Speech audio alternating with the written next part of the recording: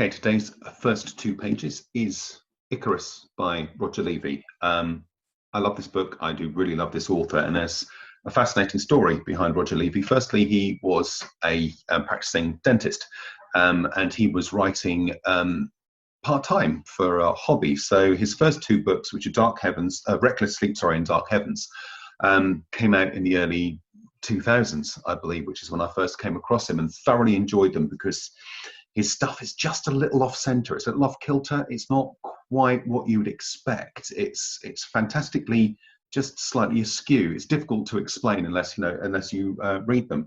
And then there was a huge gap between Dark Heavens and Icarus coming out. And when Icarus came out, because I was looking for new books from him, there was a very strange dedication in the acknowledgements at the back, which I won't read, which talked about nurses and trauma surgeons and things like that. So I thought I'd give them a bit of a Google to try and find out what happened.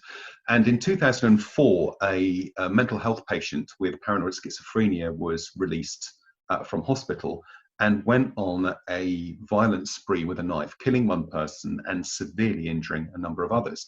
And one of the people that he severely injured was Roger Levy.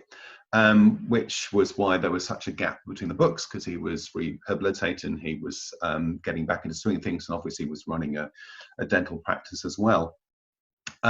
So interesting little story behind Icarus. There is a 4th book. He's written a 4th book which came out, I think, in 2018. I think I read it in 2018 anyway, called The Rig. So very worthwhile looking at. It is science fiction-y.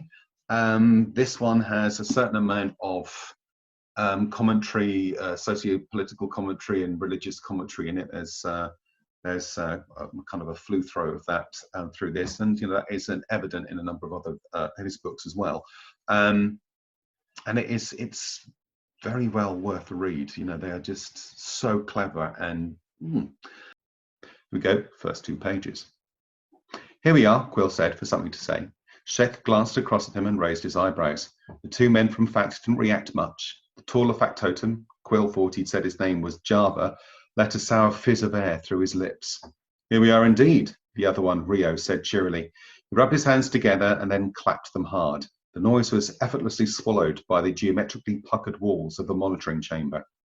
A few of the Destruct team looked briefly away from their screens, one of them blinking as if unpleasantly awoken. You ever get claustrophobic in here? Shek clapped a hand down hard on the shoulder of one of the team. The man didn't even look up at him, his eyes never leaving the arc of screens with their ticking lines and soothing gel colours. Shek looked around the chamber and eyed Rio and Java. You? Rio didn't respond at all, but Java grinned widely. Don't fret it. We're screened for all that. We're neck deep in tests, just like you 2. Just like us, huh? Shek glanced at Quill, who gave him back a quick frown, but Shek ignored it, going on to Java. You trust the screenings, really? He ran his eyes from Java's head to his boots and said, You're a bit tall, aren't you? Anyone mentioned that to you? They screened you for this, maybe, but did they measure you for the corridors? Not just the corridors, Java said, and then stopped at a sharp look from his partner. Leave him be, check, Tanner said uncomfortably. Let's go down. Quill flexed his fist and closed his eyes, wishing himself in rock now. He thought how typical it was of Tanner to try and smooth Shek's abrasiveness. Tanner, the between man, their hinge, he wondered what Fact was doing, sending men to survey. But no one on Haven questioned Fact. To ask was to imply distrust. One of the Destruct team glanced fractionally at Tanner, then twitched a finger, and one of the puckered walls gently slid up, as if floating, and came to rest at the head height. Don't make any unnecessary movements, will you? Shek said, moving towards the revealed darkness. He went through the far door, leaving the monitoring chamber in single file, Shek first, as he always liked to be, then Quill and Tanner, and finally Java and Rio.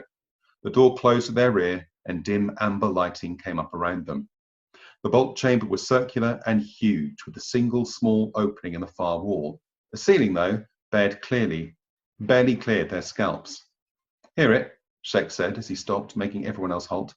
You 2 still not claustrophobic? He brushed his hand across the ceiling, his elbows not extending beyond a box angle. Java was stooped already and looking awkward. Shek whispered, Wait. There. Hear that? The hiss was hardly perceptible. Quill always wondered whether he was imagining it.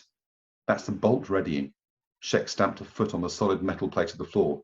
You're standing on the head of the bolt. Look up. See that? That gleam? That shines the bolt's action. Every time, soon as we pass. He clapped his hands, the sound pounding like thunder, holding them still, fists to their ears. Wham! Hearing the factotum's grunt and the eventual hollowed silence, Quill remembered the first time he'd stood in the metal slot and been told what Shrek now was telling the men from Fact. Look at your feet. What you're standing on is the last line of safety for the monitoring team back in that room. The bolt weighs 50,000 kigs. It's timed from the door closing in on us. Rams up home into this slot. Shek thumbed the ceiling again. In a finger click, hell of a bang. They so quick you actually hear it as your boots click through your brain. Yeah, Rio said. Quill thought oddly that Rio's so what wasn't just makeup, that Rio actually wasn't impressed. But maybe Quill had been impressed by Shek all those years back, the first time he came through the door. Shek hadn't noticed Rio's attitude, so perhaps Quill was just oversensitive. They had no imagination in Fact anyway. It was trained out of them, everyone knew. That's right, Shek said. Bolt head's got a 50 EM span. That door's 50 EM away. He turned on the balls of his feet, then pointed up and ahead, far end of the slot, dimly lit by fluorescence. Oh, and they're running an exercise today. Did anyone tell you? Shek tapped the glass of his chrono and grinned. Ready? Now? You've got 8 seconds. First 2 pages of Icarus by Roger Levy. It is 2 stories.